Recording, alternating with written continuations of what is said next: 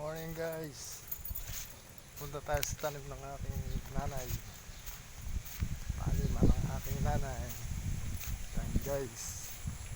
Ng nanay ko. Nagtatanim siya. Yun guys.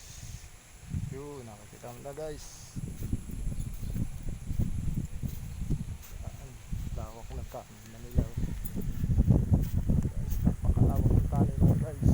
Daming tanim na kamuti.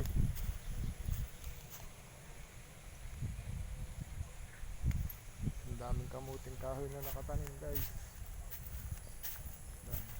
Yun, ang nanay ko tatanim. Yun. Ayun guys. Tatanim ang nanay ko. Napakasipag.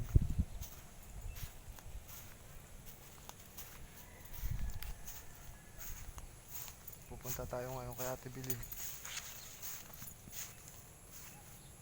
Naputi pala pag may araw. Ayan guys.